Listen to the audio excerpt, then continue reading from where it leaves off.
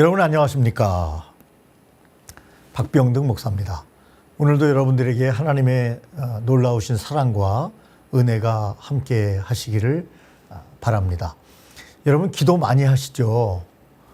기도를 많이 하는데도 응답을 받지 못하고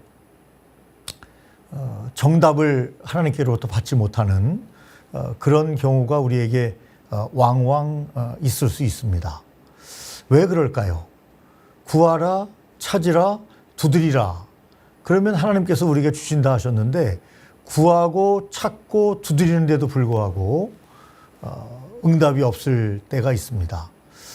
제가 말씀을 연구하다 보니까 구하라 하는 뜻이 에스크, 그러니까 하나님께 묻다라는 의미가 강하게 있는 것을 알았습니다. 우리 기도가 잘못됐구나.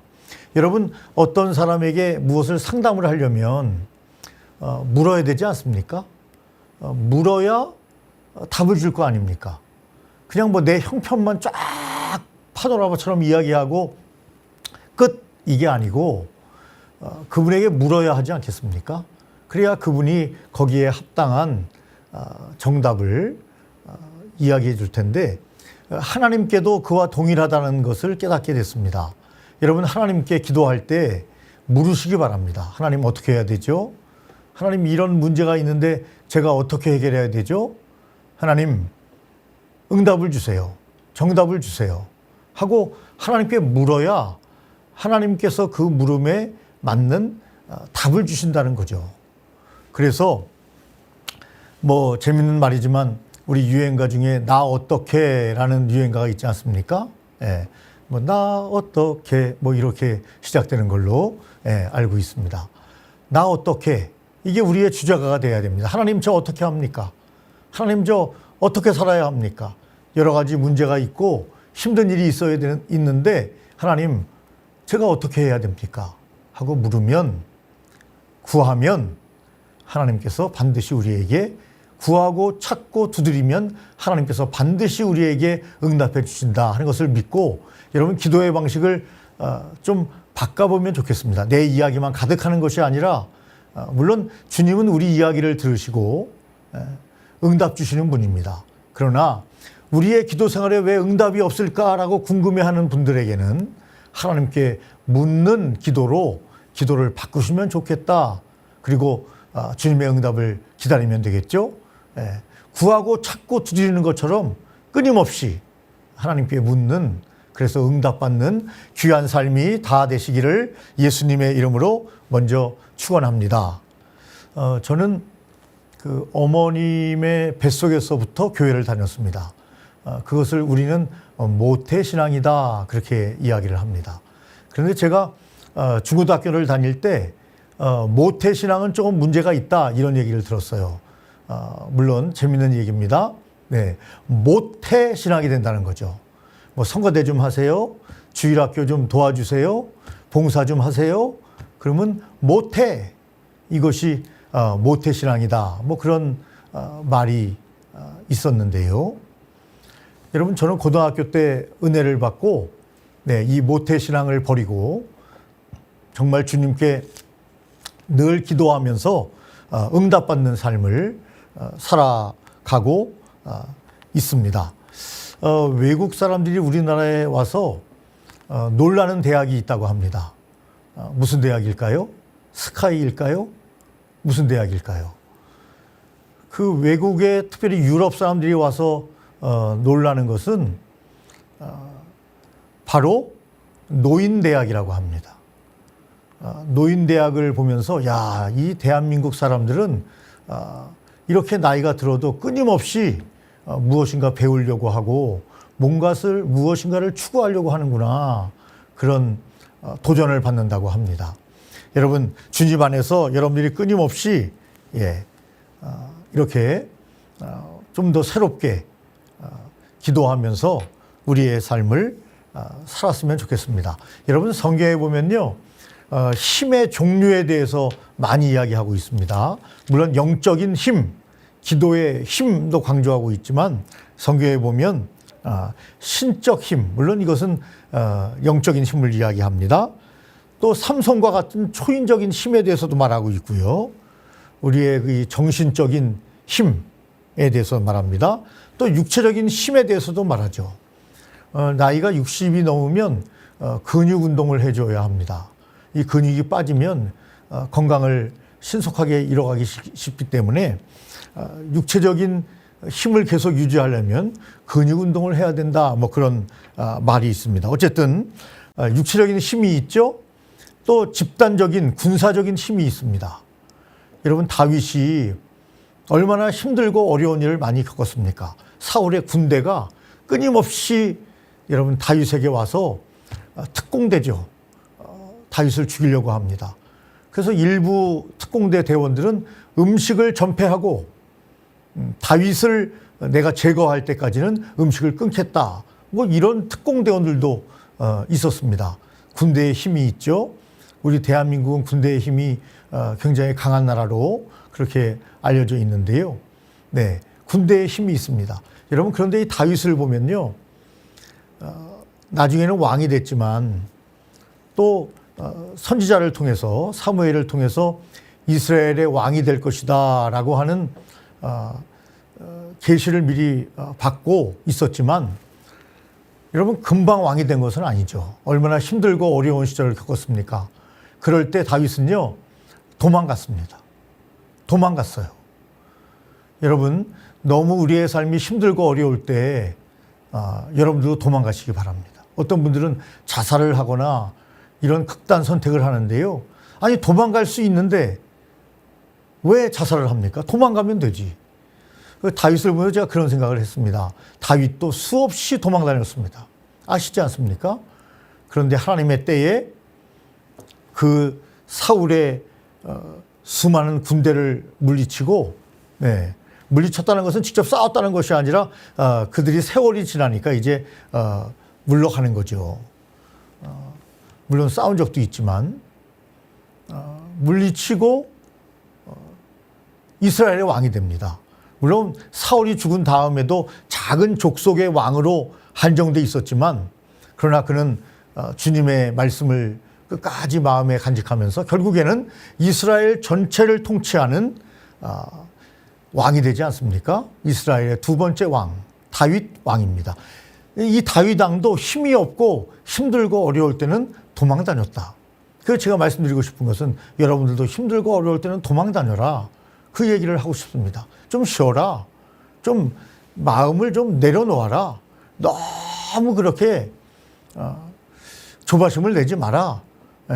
하나님의 뜻은 반드시 이루어진다.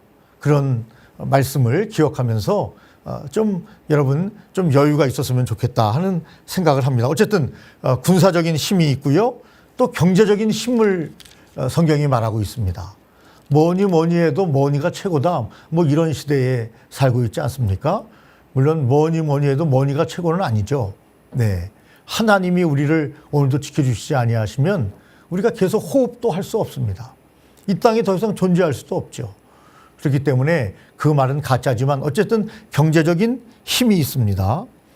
여러분 성경은요 여러 가지 힘을 이야기하면서 특별히 영적인 힘, 또 육체적인 힘, 우리 인간에게 직접적으로 필요한 힘의 원천은 하나님이시라고 하는 것을 분명히 강조하고 있습니다. 그래서 우리가 하나님께 기도하며 나가는 겁니다. 여러분 이사야 12장 2절 말씀에 보면 보라 하나님은 나의 구원이시라 내가 신뢰하고 두려움이 없으리니 주 여호와는 나의 힘이시며 나의 노래시며 나의 구원이심이라 그렇게 말씀하고 있습니다. 여러분 우리의 힘의 원천은 하나님이십니다. 하나님이 오늘도 임마누엘로 여러분들과 저에게 함께하고 계십니다. 그래서 우리는 세상 사람들도 힘내라 힘 하면서 어제도 어느 조그만 체육대회에 잠깐 들렸는데 사람들이 얼마나 응원을 열심히 하든지 특별히 청소년들이 왔는데 얼마나 응원을 열심히 하는지 저도 힘을 받았는데요. 세상 사람들도 힘내라 힘 하면서 여러분 그렇게 운동도 하고 인생을 살아가는 것을 보게 되지 않습니까? 여러분 우리의 힘의 원천인 하나님을 바라보시면서 나의 소망은 주께 있나이다. 내가 산을 향하여 눈을 들리라. 나의 도움이 어디서 올까? 나의 도움은 천지를 지으신 여호와에게서로다 라고 다윗은 노래했습니다. 저도 군대 생활하면서 굉장히 힘든 시절이 많이 있었는데요.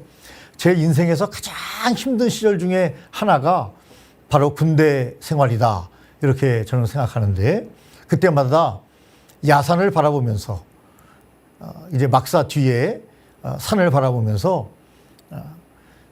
내가 산을 향하여 눈을 들리라. 나의 도움이 어디서 올까?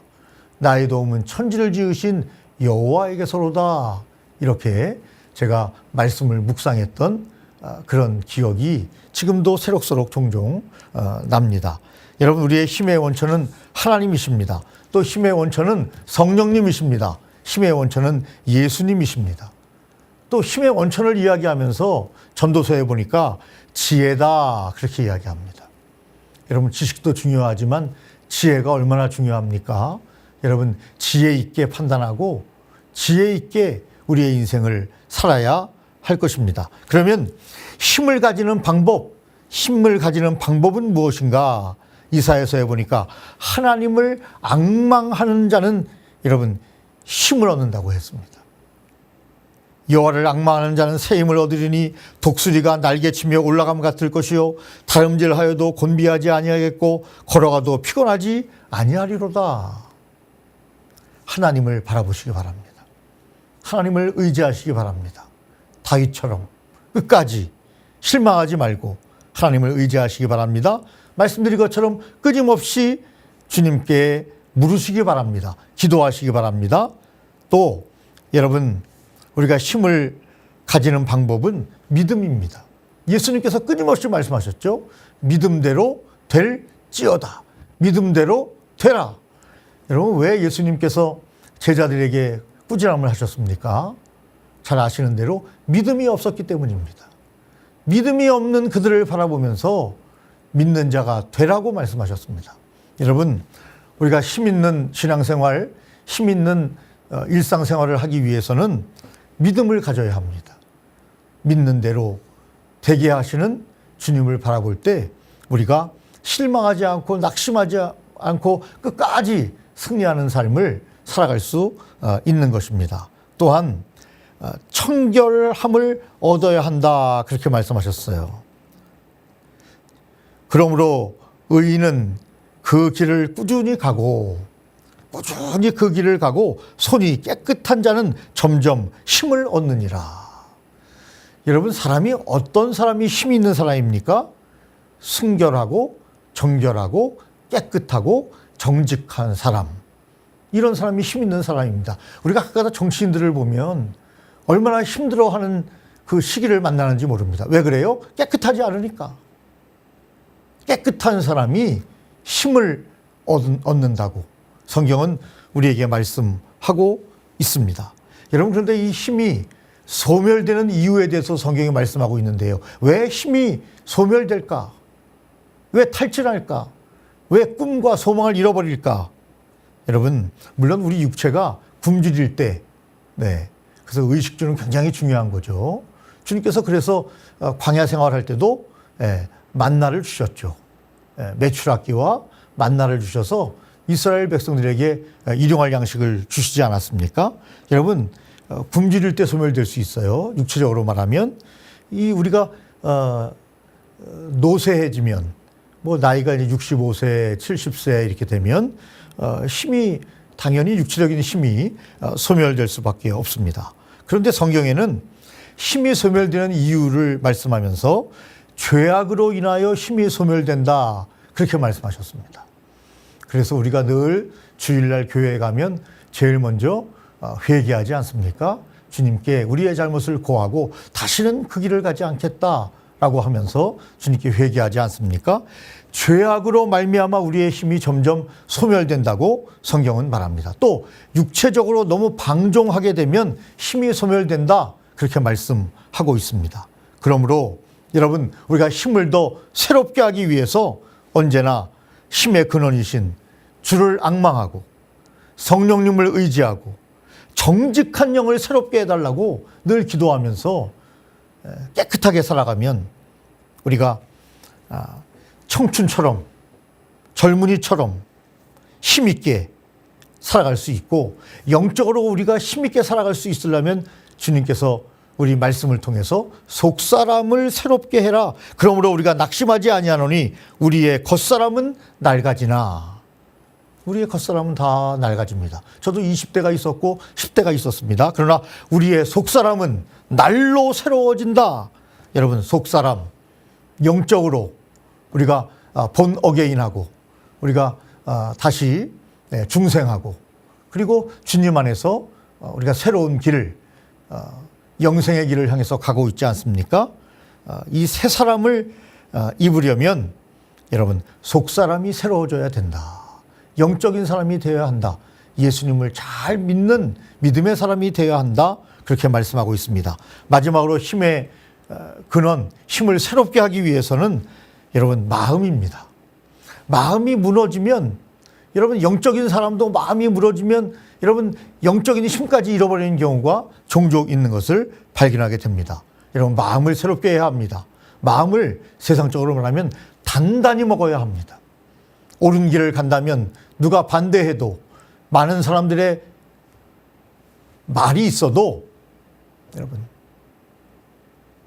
걔는 지져라 나는 간다. 뭐 좋은 말은 아니지만, 이상하게 개가 들어가면 그렇게 좋은 단어가 생각이 안 나요. 어쨌든 간에 여러분, 나를 칭찬하는 사람만 세상에 있는 것이 아닙니다.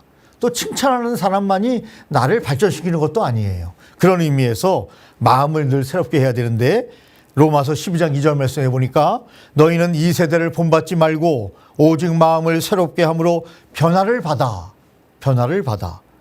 하나님의 선하시고 기뻐하시고 온전하신 뜻이 무엇인지 분별하도록 하라. 그렇게 말씀하셨습니다. 우리의 마음을 늘 새롭게 해야 합니다. 여러분, 이제 가을 아닙니까? 좀 있으면 겨울이 올 것이고 또 새해가 우리에게 주어질 것입니다. 여러분 안에서 더 힘있게 기도할 때 주님께 묻고 응답을 받고 정답을 주님으로부터 받고 인생을 힘있게 살아가시는, 그래서 승리하는 귀한 삶이 다 되시기를 예수님의 이름으로 축원합니다. 다시 한번 여러분들의 삶에 하나님의 은혜가 함께 하시기를 바랍니다. 감사합니다.